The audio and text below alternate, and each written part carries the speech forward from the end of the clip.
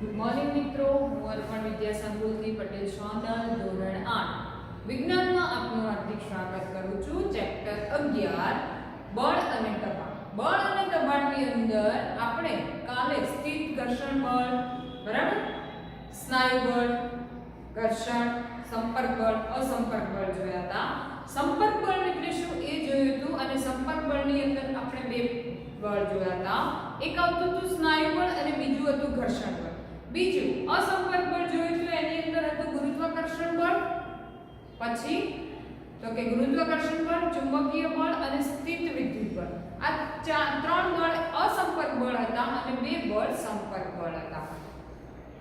તો આપણે સ્નાયુઓ વિશે પણ જોયું હતું કે સ્નાયુ બળ કોને કહી શકીએ. આપણે ઉદાહરણ લઈએ તો કે બળદગાડું ચલાવીએ છીએ આપણે, માલ ભરેલું જે બળદગાડું ચલાવવામાં આવે છે ત્યારે એને કંટ્રોલ કરવા માટે અથવા તો જે બળદ છે એને ઊભું રાખવા માટે આપણે સ્નાયુઓ વડે એને ખેંચીએ છીએ ત્યારે બળદગાડું ઊભું રહે છે, બરાબર. બળદને ખેંચીએ છીએ ત્યારે એટલે કે પ્રાણીઓનું સ્નાયુ બળ કઠિન કાર્ય કરવા માટે ઉપયોગી છે. જે એ ભરેલું બળદગાડું પ્રાણીઓ ચલાવે છે તો એ પ્રાણીઓને પણ પોતાના સ્નાયુ બળનો ઉપયોગ કરવો પડે છે. જેમ આપણે ડોલને એક જગ્યાએથી બીજી જગ્યાએ મૂકીએ છીએ તો એ હાથ વડે આપણે ઉંચકીને મૂકીએ છીએ, તો હાથ વડે મૂકીએ છીએ ત્યારે આપણા સ્નાયુ બળનો ઉપયોગ થાય છે. શેનો ઉપયોગ થાય છે? આપણા સ્નાયુ બળનો ઉપયોગ થાય છે. એ જ રીતના ઘર્ષણની વાત કરી હતી આપણે તો કે આ જે ટાયર છે, આના પછીનું આખું ચેપ્ટર ઘર્ષણનું જ આવે છે, પણ આ શોર્ટમાં સમજી લઈએ તો કે રોડ ઉપર ચાલીએ છીએ તો એ ઘર્ષણના કારણે આપણે ચાલી શકીએ છીએ. ઘર્ષણ અને ગુરુત્વાકર્ષણ બળના કારણે, બરાબર. કેમ તો કે ગુરુત્વાકર્ષણ બળ આપણે ખેંચી રાખીએ અને પર ચપ્પલ લઈ પહેરીએ છીએ તો એ ઘર્ષણના કારણે. નંતર આપણે લખી દઈએ, કાલ મેં તમને કેળાવાળું ઉદાહરણ આપ્યું હતું, બરાબર. તો એ ઘર્ષણ બળના કારણે થાય છે, ખ્યાલ આવ્યો. અને પછી આપણે જોયું હતું અસંપર્ક બળ. તો અસંપર્ક બળની અંદર આપણે જોવાના બાકી હતા. એમાં પહેલું જ આપણે જોઈએ કે ચુંબકીય બળ. તો કે ચુંબકીય બળની વાત કરીએ તો ચુંબકીય બળને જે લાગે છે, આપણે રમત કરીએ છીએ, આપણને નાના હતા ત્યારે એટલી રમતની ખબર હતી કે ચુંબક જે રહ્યું, મેગ્નેટ જે છે, ચુંબક છે, જે મેગ્નેટ છે લોખંડ સાથે ચીપકી જાય છે એટલે આપણે ખાલી રમત કરતા હતા, પણ આપણને એ નથી ખબર કે એને ચુંબકીય બળ કહેવામાં આવે છે. કારણ કે એના ચુંબકીય બળ જેટલા વિસ્તારમાં છે એટલા વિસ્તારને જ એ ચુંબકીય બળ દ્વારા તે એટલા વિસ્તારને શું કરશે? લોખંડની વસ્તુને પોતાની તરફ એ આકર્ષે. તો એ ચુંબકીય બળ જોયું હતું આપણે.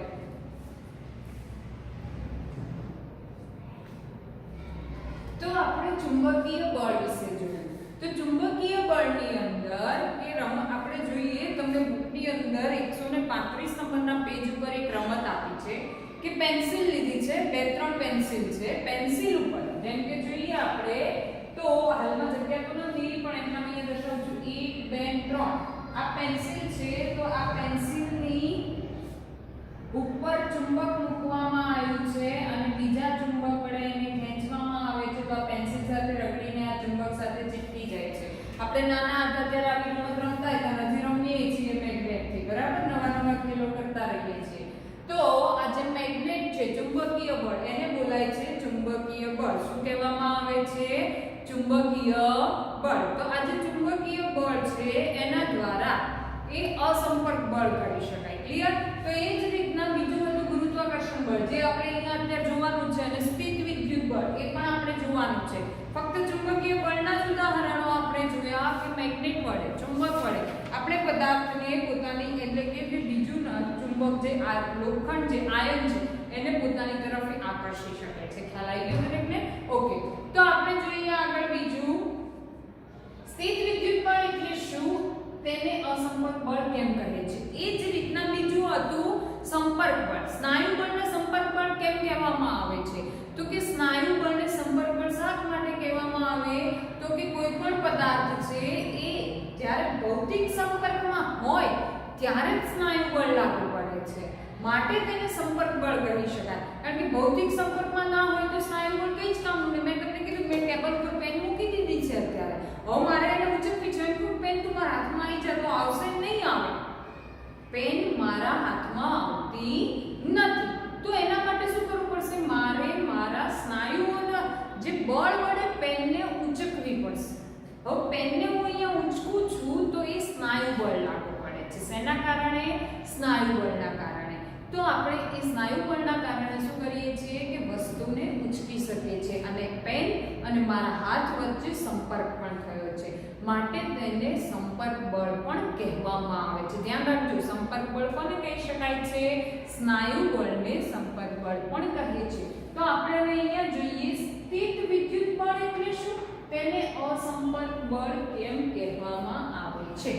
તો કે એક વીજભારિત પદાર્થ બીજા વીજભારિત પદાર્થ કે વિદ્યુત ભાર રહિત પદાર્થ પર જે બળ લગાડે છે તેને સ્થિત વિદ્યુત બળ કહે છે. કાલે મેં તમને સમજાવ્યું એમ, અને એના વિશે તમારે આગળ જોવું હોય તો આગળ પણ આવશે. શું આવશે આગળ? તો સ્નાયુ આપણે જોઈશું કે વીજભારિત જે પદાર્થ છે એ વીજભારિત પદાર્થ વિશે આગળ પણ આવે છે. આગળ પણ શું થાય છે? વીજભારિત પદાર્થ વિશે આવે છે. ખ્યાલ આવી ગયો દરેકને? તો આપણે જોઈએ એક વીજભારિત પદાર્થ બીજા વીજભારિત કે વીજભાર રહિત પદાર્થ પર, ખાસ વ્યાખ્યા યાદ રાખજો કે એક વીજભારિત પદાર્થ બીજા વીજભારિત કે વિદ્યુત ભાર રહિત પદાર્થ પર જે બળ લગાડે છે તેને સ્થિત વિદ્યુત બળ કહે છે. તેને શું કહેવામાં આવે છે? તેને સ્થિત વિદ્યુત બળ કહે છે. જેમ કે ઉદાહરણ તરીકે જોઈએ કે હું બે ફુગ્ગા લઉં છું. બે ફુગ્ગામાં એક ફુગ્ગાને પ્લાસ્ટિક સાથે ઘસું છું ને બીજાને હું નથી ઘસતી, તો એ ફુગ્ગો જે ઘસવામાં આવ્યો છે એ ફુગ્ગો વીજભારિત બને છે. કેવો બને છે? વીજભારિત બને છે. અને એ વીજભારિત ફુગ્ગાને જ્યારે તમે વીજભાર રહિત જે બીજો ફુગ્ગો પ્લાસ્ટિક સાથે ઘસ્યા વગરનો છે એની નજીક લઈ જાઓ ત્યારે બંને વચ્ચે આકર્ષણ થાય છે. ખ્યાલ આવ્યો? અને વીજભાર રહિત હોય તો બંને વચ્ચે શું થાય છે? આકર્ષણ. કેમ?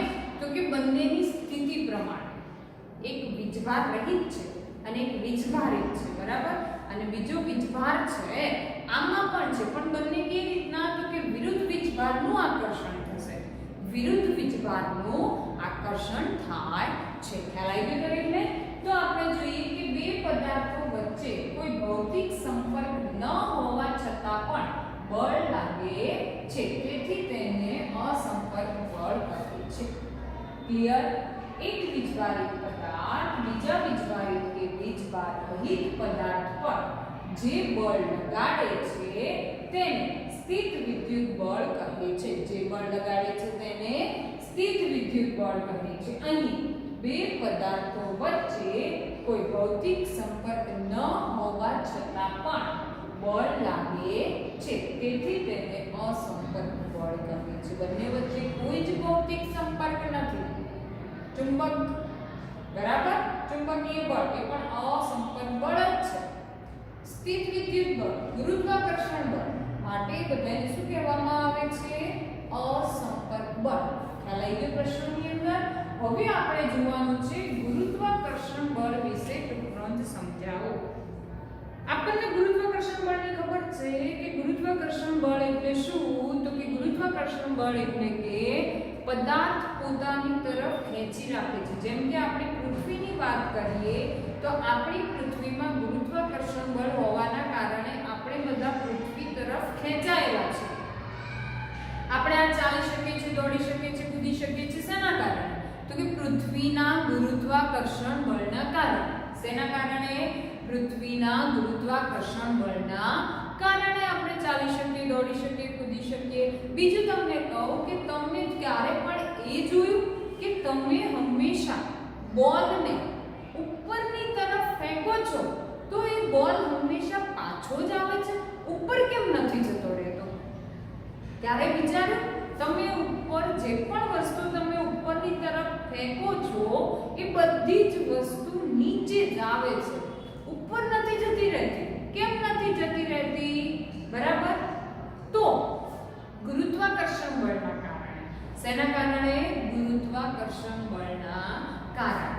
ગુરુત્વાકર્ષણ બળ દરેક વસ્તુને પોતાની તરફ ખેંચી રાખે છે, પકડી રાખે છે. એ છોડતું, હા, તમે ગુરુત્વાકર્ષણ બળનું જ્યાં સુધી ક્ષેત્ર છે ત્યાં સુધી તમને લાગુ પડશે. પછી ગુરુત્વાકર્ષણ બળનું કોઈ ક્ષેત્ર નહીં હોય તો એ ક્ષેત્રફળની બહાર તમે વસ્તુ ઉપર ફેંકશો તો એ ઉપર જ રહેશે, પાછી નહીં આવે, જેને આપણે શૂન્યાવકાશ કહીએ છીએ, આગળના ચેપ્ટરોમાં આવે છે, બરાબર? તો હવે ગુરુત્વાકર્ષણ બળમાં જઈએ તો અહીંયા ઉદાહરણ સાથે તમને સમજાવવામાં આવે છે.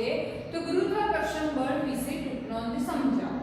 તો કોઈ સિક્કો કે પેન આપણા હાથમાંથી છટકી જાય તો જમીન પર આવીને પડે છે, બરાબર છે?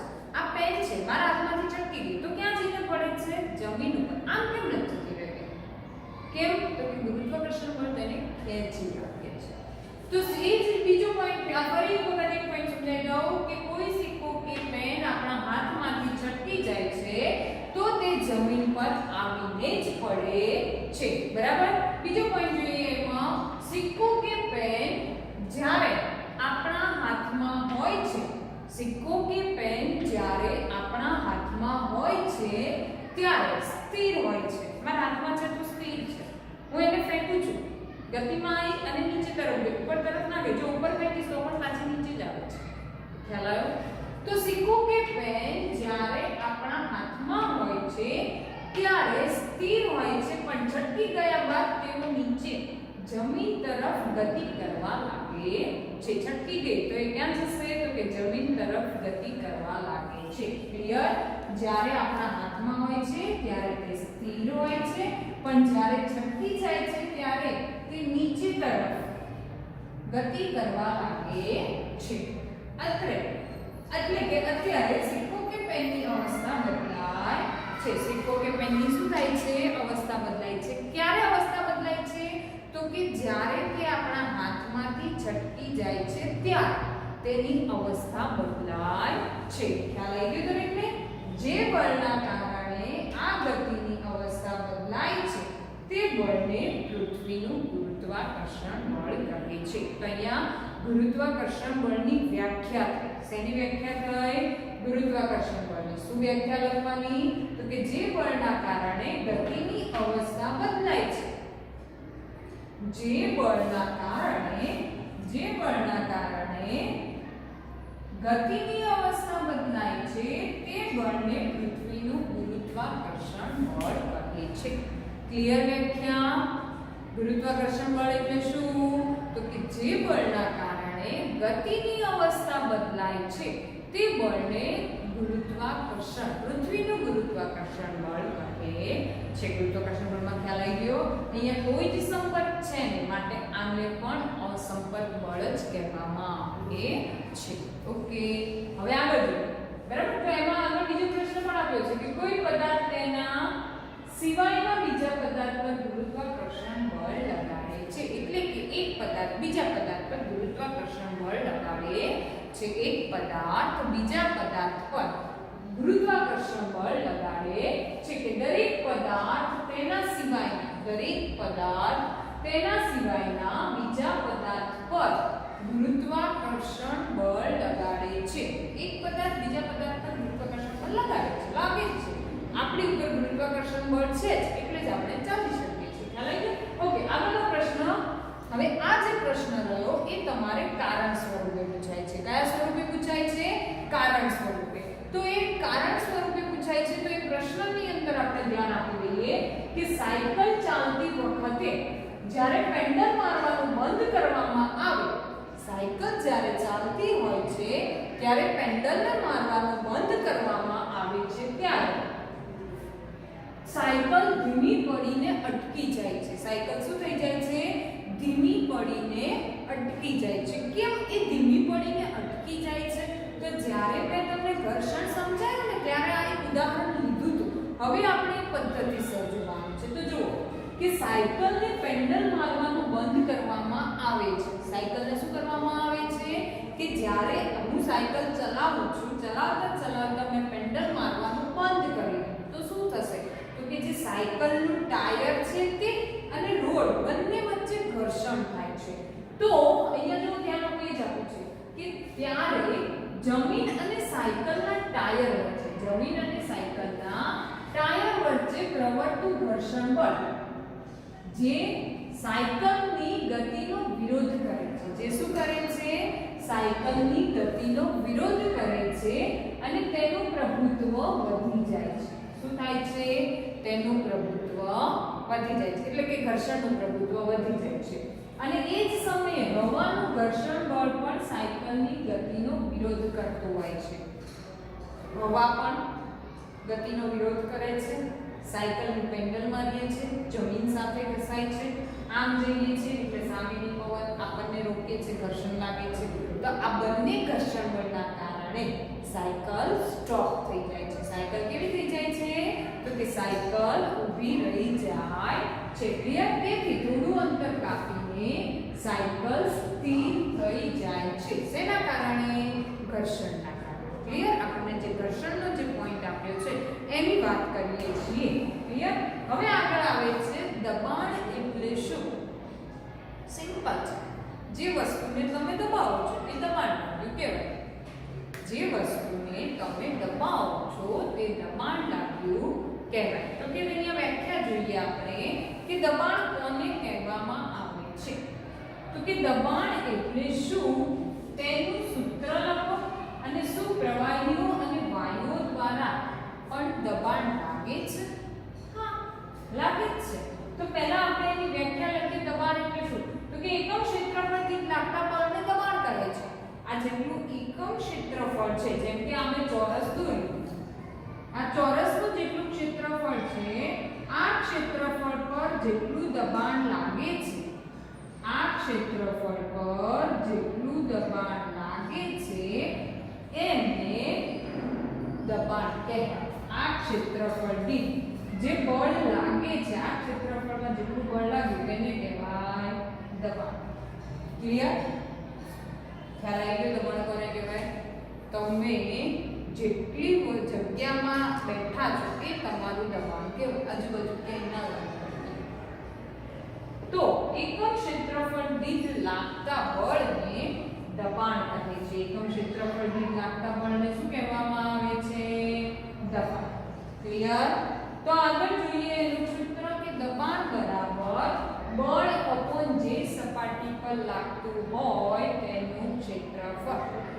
જે સપાટી પર બળ લાગે છે એનું ક્ષેત્રફળ કેટલું છે? એ બળ અપોન જે સપાટી પર લાગતું હોય તેનું ક્ષેત્રફળ. P બરાબર F અપોન A. F એટલે બળ, ફોર્સ. A બરાબર એરિયા, ક્ષેત્રફળ, જેટલો એરિયા છે.